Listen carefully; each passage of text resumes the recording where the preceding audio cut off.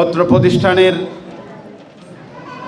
আজকের দস্তারবন্দি ফজিলত অনুষ্ঠানের সম্মানিত শ্রদ্ধেয় সভাপতি মহোদয়, হাজার হাজার ছাত্র গড়ার কারিগর পরম শ্রদ্ধাভাজন শ্রদ্ধেয় হুজুর জনাব মাওলানা আব্দুল শুকুর সাহেব, উপস্থিত রয়েছেন বাংলাদেশ জামাত ইসলামীর আমিরাবাদ ইউনিয়নের সুযোগ্য আমির পরম শ্রদ্ধাভাজন শ্রদ্ধেয় স্যার, উপস্থিত রয়েছেন হাজার হাজার জাতীয় পর্যায়ের ছাত্র গঠন করেছেন আল কোরআন ইনস্টিটিউটের সুযোগ্য সেক্রেটারি, হাজার হাজার ছাত্রদের উস্তাদ আমার পরম শ্রদ্ধাভাজন শ্রদ্ধেয় জনাব আনোয়ারুল হক সাহেব, উপস্থিত রয়েছেন আল কোরআন ইনস্টিটিউটের সুযোগ্য সভাপতি পরম শ্রদ্ধাভাজন শ্রদ্ধেয় হুজুর জনাব মৌলানা শহীদুল মুস্তফা সাহেব, উপস্থিত রয়েছেন বাংলাদেশ জামাত ইসলামীর সুযোগ্য নেতৃবৃন্দ, উপস্থিত অভিভাবকবৃন্দ, উপস্থিত আমার সামনে বসা কোরআনের পাখিগণ, সাংবাদিকবৃন্দ, সুধীবৃন্দ।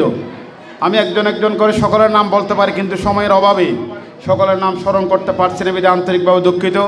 উপস্থিত সম্মানিত অতিথিবৃন্দ এবং আমার সম্মানিত শ্রদ্ধেয় মা এবং বোনেরা, আসসালামু আলাইকুম ওয়া রাহমাতুল্লাহি ওয়া বারাকাতুহু। আমি সর্বপ্রথম আল্লাহর শাহী দরবারে অসংখ্য আদায় করছি যে মহা রব্বুল ইজ্জত ওয়াল জালাল আপনাদের মতো বিশেষ করে কোরআনের পাখিদেরকে সাথে নিয়ে আমার মতো একজন নগণ্য পাপী গোলামকে যে উপস্থিত হওয়ার সুযোগ করে দিয়েছেন, তার জন্য আল্লাহর শাহী দরবারে শুকরিয়া আদায় করছি আলহামদুলিল্লাহ।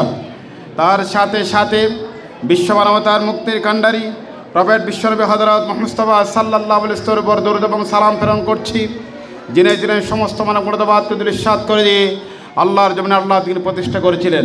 আমার বক্তব্যের প্রারম্ভে স্মরণ করছি সেই মহান ব্যক্তি যিনি 50টি বছরের উপরে কোরআনের তাফসীর করেছেন, আল্লামা দেলোয়ার হোসেন সাঈদী, মতিউর রহমান নিজামী, আলী হাসান মুজাহিদ, কাদের মোল্লা সহ তারা দ্বীনের জন্য, ইসলামের জন্য, কোরআনের জন্য নিজের বুকের তাজা রক্তকে বিলীন করে দিয়েছেন। তাদের রুহের মাগফিরাত কামনা করছি। বিশেষ করে 2024 সালের গণ উত্থানে বীর শ্রেষ্ঠ সন্তানগণ আবু সাঈদ ইসমাম সহ যারা এই দেশের জন্য বুকের তাজা রক্ত দিন, তাদের রুহের মাগফিরাত কামনা করে তাদের জন্য আল্লাহর দরবার জান্নাতুল ফেরদৌস কামনা করে আমি আমার বক্তব্য শুরু করছি। সম্মানিত উপস্থিতি, দীর্ঘ বক্তব্য নয়।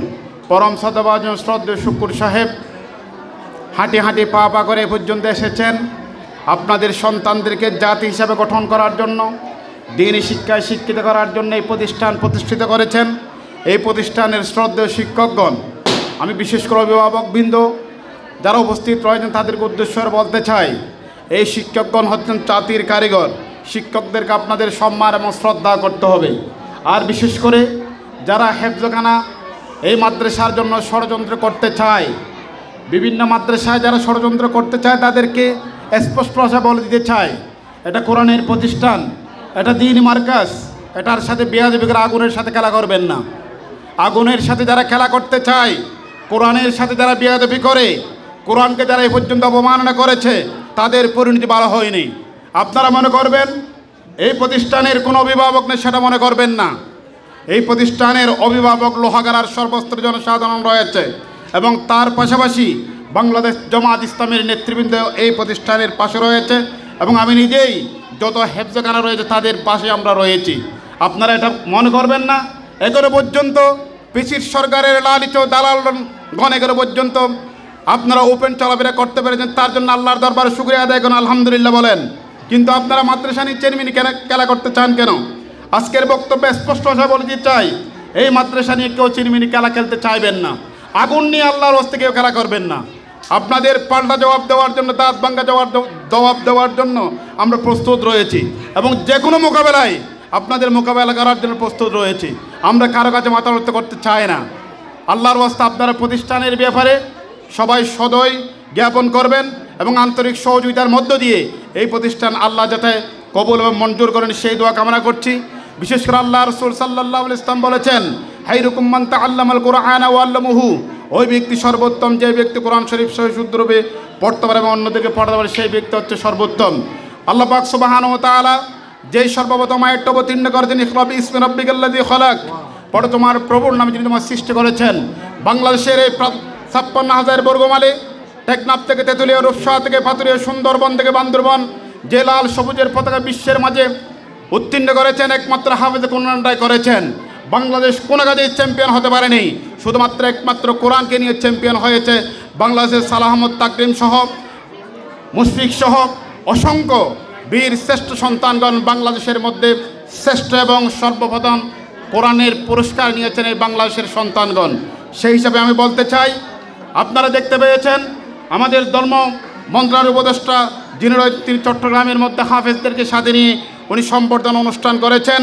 এবং আমি সরকারের কাছে দাবি জানাই, যারা জাতীয় পর্যায়ে পুরস্কৃত হয়েছে তাদেরকে জাতীয় পর্যায়ে পুরস্কৃত করার জন্য, তাদেরকে সম্বর্ধনা দেওয়ার জন্য বিনয়ের সাথে অনুরোধ জানাচ্ছি।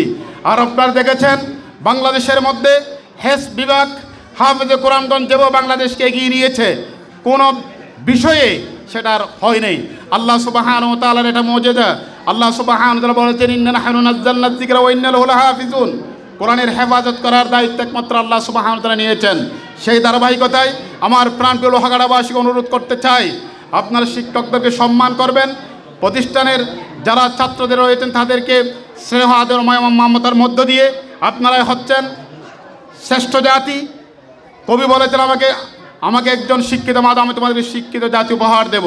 সেজন্য আমি বলবো, আপনারাই হচ্ছেন আপনার সন্তানের শ্রেষ্ঠ শিক্ষক, এবং শ্রেষ্ঠ জাতি হিসেবে গঠন করার দায়িত্ব শিক্ষকদের পাশাপাশি আপনাদেরও রয়েছে।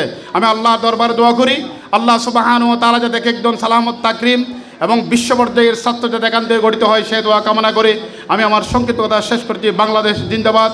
আজকের এই দস্তারে ফজিলত জিন্দাবাদ।